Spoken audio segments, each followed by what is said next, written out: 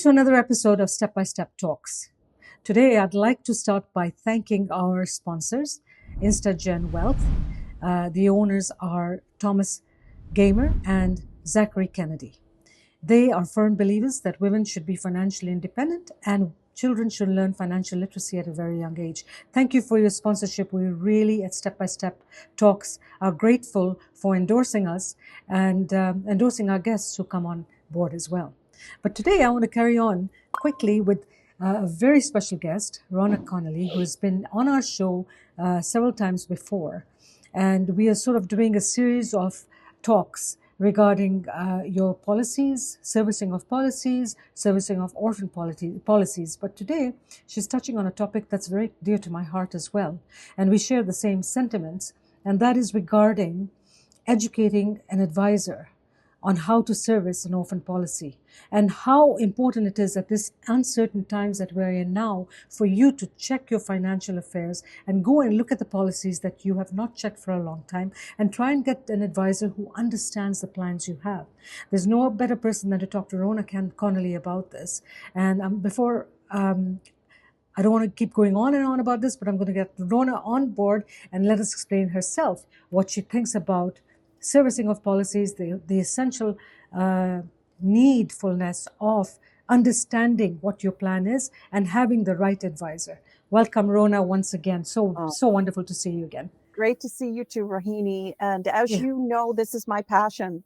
I have dedicated many decades in the industry to this time in my life to champion orphan policyholder rights and to find a way to have an environment in our world where servicing of in-force insurance policies over the lifetime of the contract until the promise to pay has been fulfilled can be escalated, can be to elevate the reputation of the industry, to raise confidence levels in consumers' minds.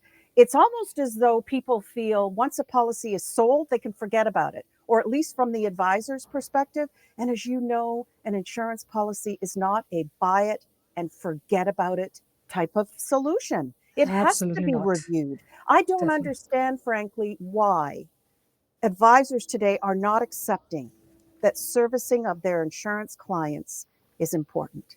It was when I started, it was when you started, it was something we didn't think about. We were in touch with that client on a regular basis to make sure that as their life changed and their insurance needs evolved, that we were there for them. Well, we were told that in a person's life, every 7 years, there was massive change, no matter what. It could be a divorce, another child, it could be a promotion, it could be anything. So you needed to get back to your clients if they don't want to see you regularly on an annual basis. But after 7 years, it's very necessary to be in touch with them and get to see them. Many times I used to get clients who say, I don't need to, I don't believe in servicing the plan. And I used to say, it's not a religion. There's nothing to believe. Your life changes as years go by. You need to review your plan and see it, right?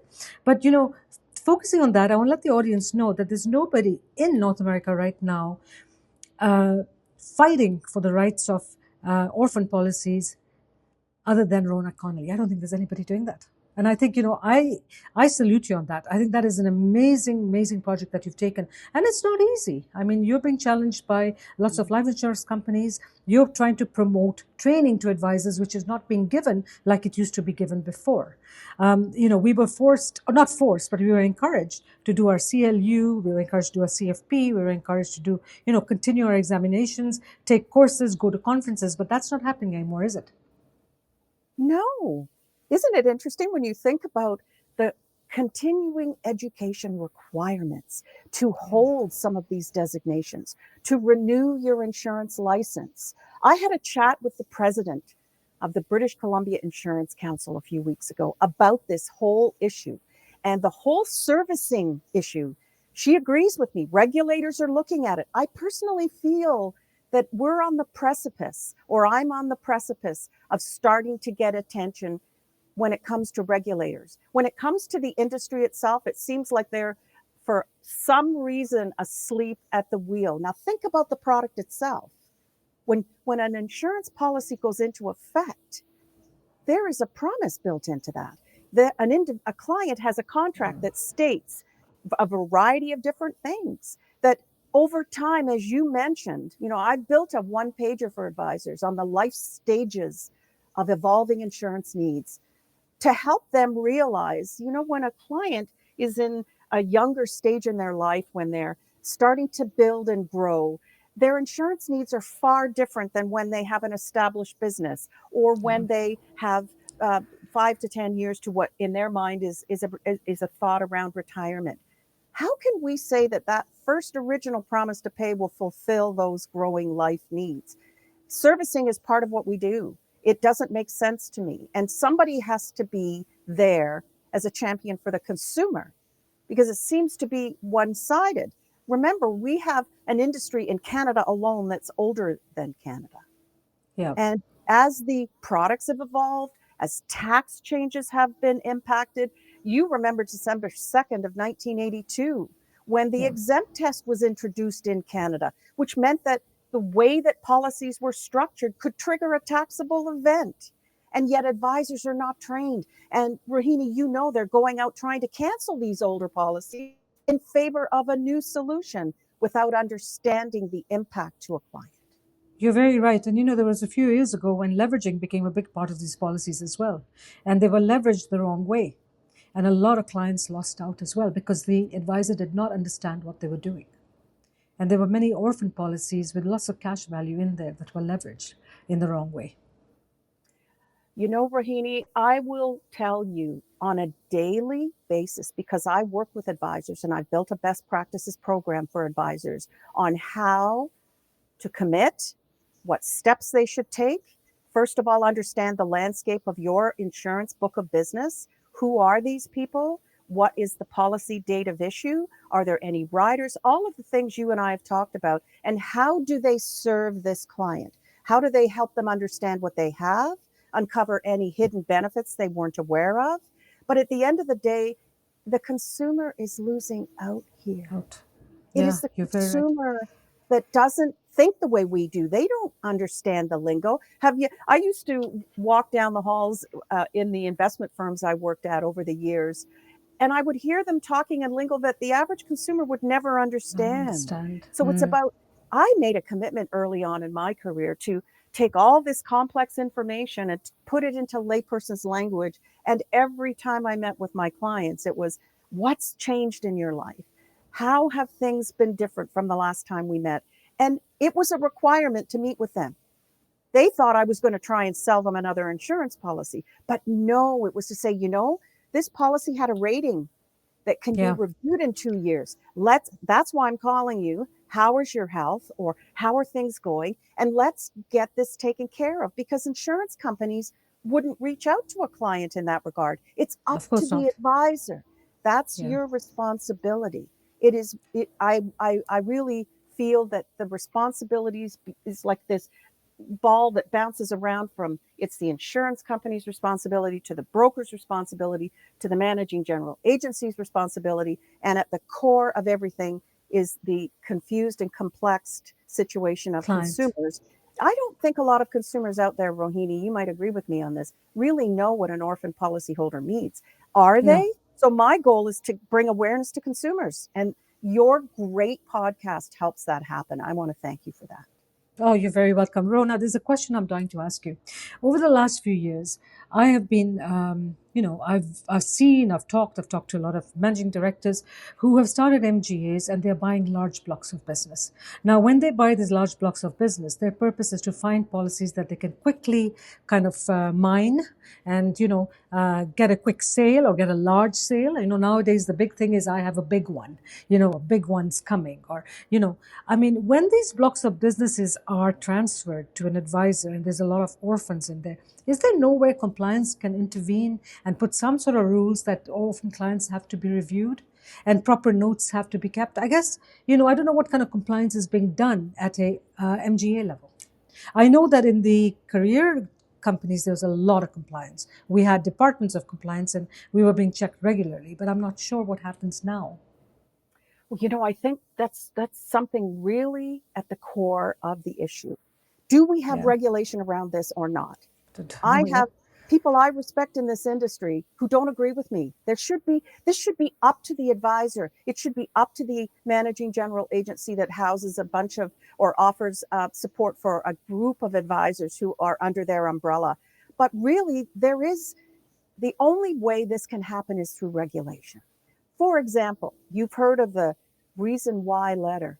For those in your audience who Yeah. don't know, when you buy an insurance policy today, there is what's a requirement that the insurance company has for Yeah. the advisor to have the client sign a letter stating why they're buying this policy, what type it is, why this was chosen. And this reason why letter has to be signed by the client at least by the time the policy is delivered. But policy delivery is another problem you and I can also They discuss don't do them because it's not anymore. happening. It's But not. that is a requirement. Why is there Mm. no servicing requirement? See, at the end of the day, everyone's happy if there's a new sale. But remember, I remember working as a volunteer on the Ethics and Practice Committee for the BC Insurance Council when brokerage came into effect in the 80s. And guess what was happening? Universal Life as a product came on the scene. And what were advisors being trained to do?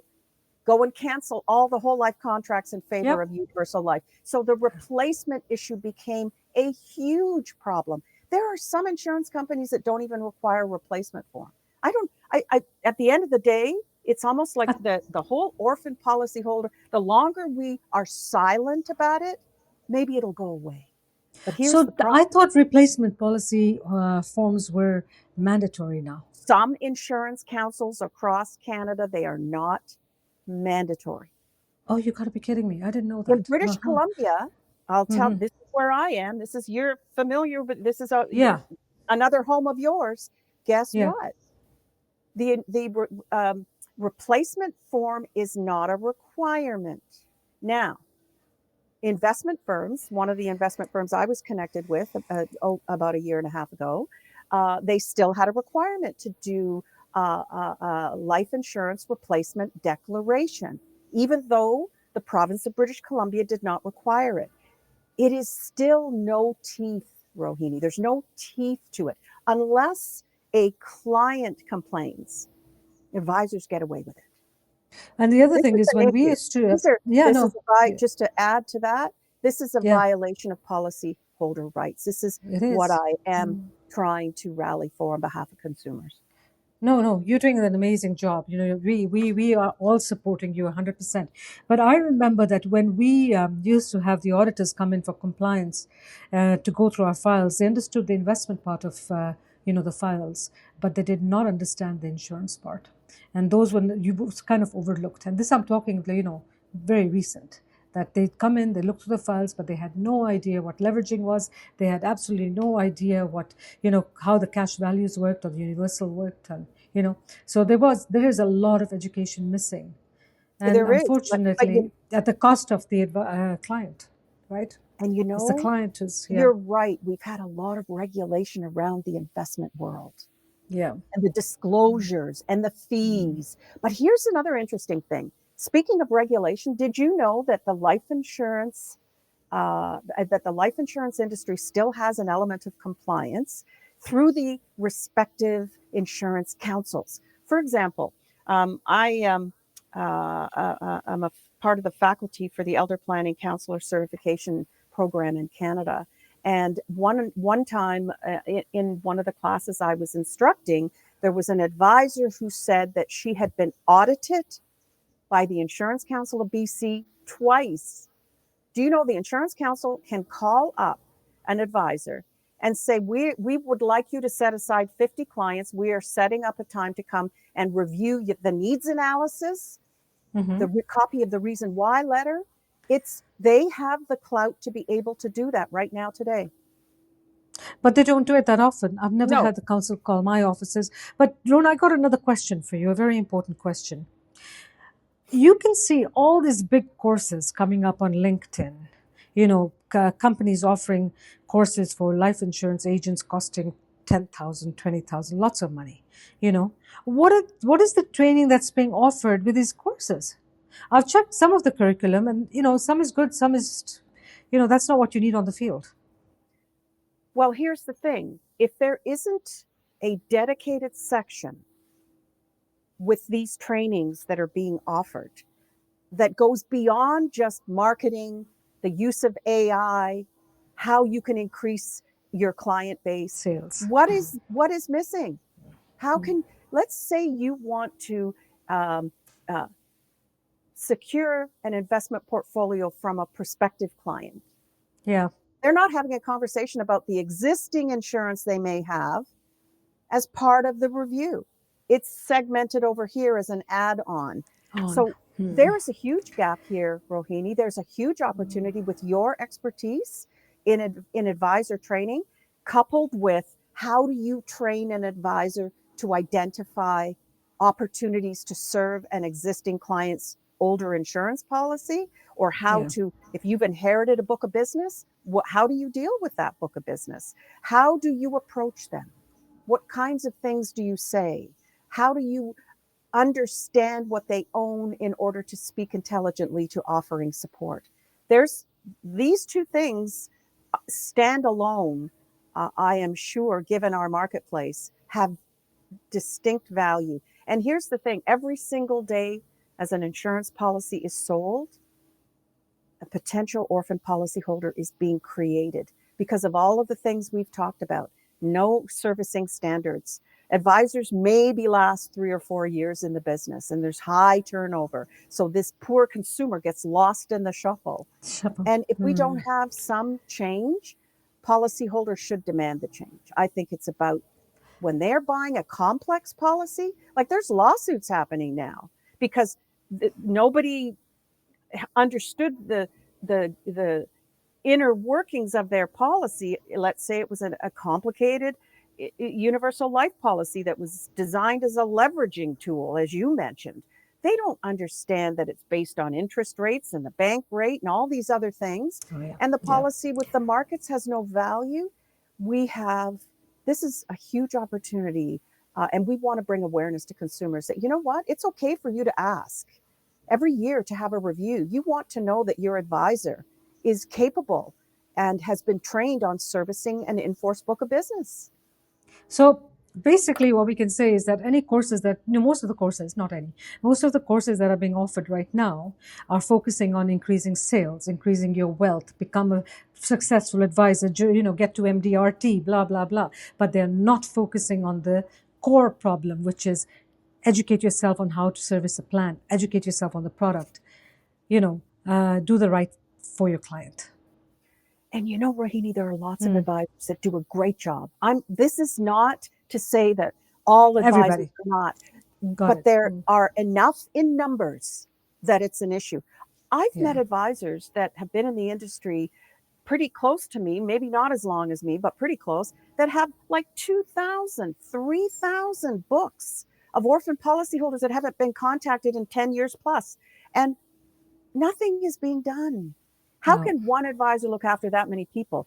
No, they There's can't. such an No. opportunity. If we were to have advisors trained, they would have somebody in their office that would be there to support it. And the problem too with insurance companies is that they maybe have one person, if you can find the phone number for a consumer to call. If they don't have a dedicated advisor, how do they find out? Or a person passes away, their family finds this old policy and said, oh, I didn't know mom or dad had this policy. What do they Yeah. do? They Yeah. deserve a courtesy call. They So, what is deserve. your recommendation today, Rhona? What should be done? Give us your points that you want the consumer to be aware of, which is so necessary for them to know. What do they do? What should they do? How should they get in touch with you? Right? Well, I would say, and it's interesting because for those that you have listening, we're going to give them some homework, okay? And they're going to get some homework, which is dig up your insurance policies. And if you don't have a copy, for example, a lot of people lose touch with finding their policy contracts and they're Yeah. paying for their premium through their bank account monthly. You want to dust off what you have. You want to request a copy of the policy, even if it costs you $50, $100, it's worth it. It is a legal promise to pay contract. And then you ask your advisor that that you want to have a review of these policies. You want to understand all the features and benefits, and is their obligation to do this as your advisor. If you don't have an advisor, reach out to Rahini, and Rahini Or can to let you Rhona. know how we, well, you can just Yeah, have them connect with me. of I'll course. let Yeah. you decide Yeah. that.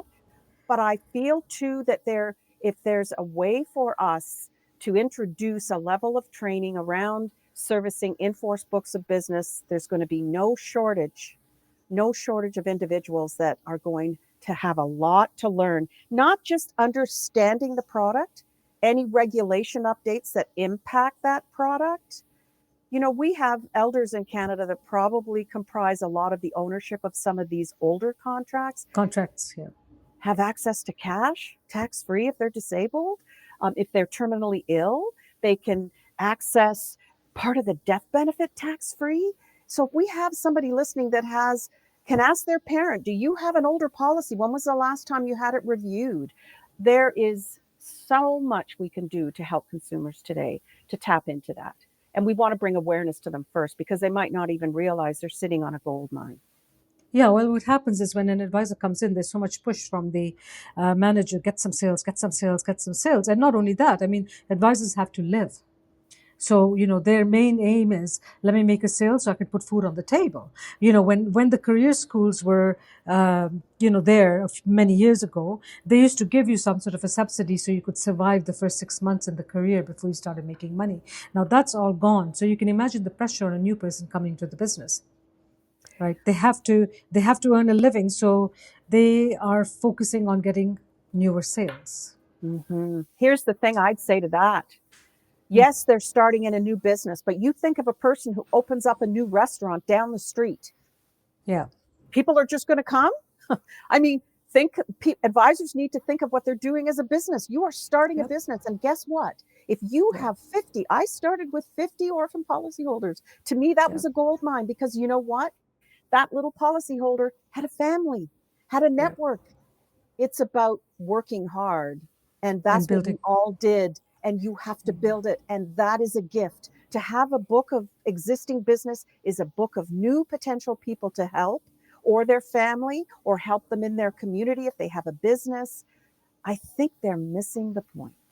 Oh, they sure are. I'm just going to tell you, I had someone ask me recently, is the market saturated? Should I be a life insurance agent? And I said, nothing is saturated. The market is not saturated. It depends on how you want to treat your client, and you can grow your business.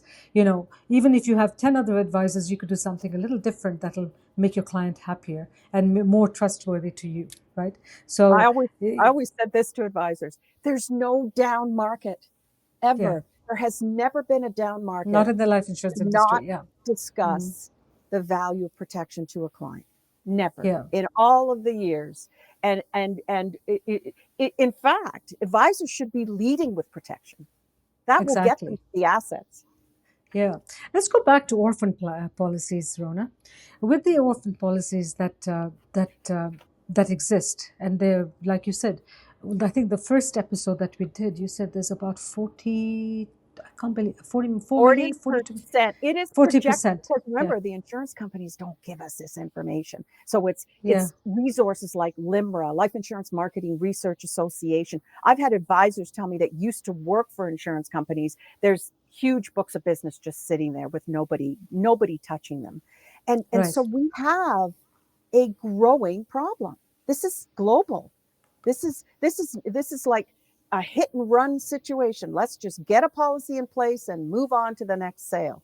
It is a dilemma. I call it a phenomenon and a dilemma in the industry. It doesn't make sense to me. So when you say global, that means it's happening all over the world. It is happening. I happened to connect with an advisor that Yeah, attended an MDRT, one of the industry recognized events in another part of the world, and I happened to ask him, how does your country handle orphan policyholders, policies that were sold by an advisor that's no longer there, retired, left the industry, and it hasn't had any service? And he said, "Oh, I think the insurance companies look after that." Like oh, even oh, they even didn't even know. They didn't didn't even know. know. So But this is do they get the orphans or no? No, he or the said he company? just thought that that was something that was handled by the insurance company, that they weren't even assigned to Oh, anybody. they're not assigned to anybody. Oh, yeah. But that Mm. was just his perception. And here's somebody Mm. that was at MDRT, that the servicing has not been upheld. It is the missing piece in the puzzle. It is something that, for me, I don't understand. And all the firms I have worked with, it was me trying to champion an in-force policyholder department that would reach out to clients, that would say, I bet you were wondering when someone was going to call you and see how you were doing, and to discuss your existing policy with you, just to make sure it meets your needs. Can you imagine a department in an insurance company? And I know they exist in the States, or at least they used to. It was called their retention department. Yeah, But yeah, yeah. now, Mm. you know what, Rahini, now it's fallen off in favor of integrating artificial intelligence into servicing models, and how we can, It's not, you know what? A robot cannot be insurance licensed. And, no. and AI cannot replace a human touch, a human phone call, a, we're in a virtual world. If this person is difficult to connect with, you can always help them or help someone in their family to connect with you virtually like this. I do lots of meetings with clients virtually. They love it. They're in Oh, the yeah. comfort of their own home. They don't have to go to an office. We have a different time and a different world, but at the end of the day, we do not cast aside the No. promises to pay that were written, even if they're 50 years old. You know, if I was back in the business today, I would ask the company to give me all their orphans Mm-hmm. and tell them, give me all the orphans you have and let me work my way through them. You know, now, Yeah, honestly, because not only is it about making a living, but it's also the relationships you build with people. And you know, when you end up helping, and I've done hundreds of families this way, you know, help them through their needs, help them at a very hard time, you know, helped orphans I didn't even know existed because they were passed on to me because nobody wanted them. You know, it's such a satisfying feeling. And eventually it all comes back. Right. And I also, at this time and point, want to encourage women to enter into the business. This is one of the best businesses to be in. And just like you were talking about the course you offer, I offer a online course for women who want to join the life insurance industry, but are not sure if it's for them or not. And I can walk them through it. Right? Because you need to know what you're getting into. There's no point getting into a career like this and then giving up in 6 months, because you do need at least 2 or 3 years to you get do. through. You cannot just say in 6 months, this is not for me. Because the aha moment comes in after 2 years or 3 years when you've delivered a death claim or It's a planned. Yeah. disability claim. Yeah. And you're Right? providing the planned preparation so that Yeah. you know when you're going in. My goodness, if there was a book of business, it, lots of advisors coming into the industry want to be known as a financial advisor, a financial Yeah. planner. It's a big name. Yeah. And it's a big thing, but they Mm. hope that they're going to be given a bunch of assets by coming in. And what about also saying to that advisor, we've got 50 existing policyholders that have not been contacted, and they are live prospects for you to reach out and offer to help. Why is that not part of the package? You know what I mean? Like, it's just sitting there, and it's almost as though, and I've been told this, a lot of insurance companies don't want people contacting those people because they're afraid they're going to cancel their policy, or that they don't have enough information. When all of the mergers and acquisitions were going crazy in Canada, for example, Yeah. I was there. it was Mm. only to become bigger. It was not Mm. to then take the book of business they bought, instead of putting it in a vault, to distribute it to their advisors and say, now it's time for a courtesy call. We want them to know they're part of the family. Nothing was done. And I think some mistakes were made. And I think it's time for us to move past that and remember that there are people, there are families, there are communities that are hoping that these promises to pay will happen, not that they're going to lapse, not that they're going to just disappear. I don't understand it. I will never understand it. And I want to be part of the solution.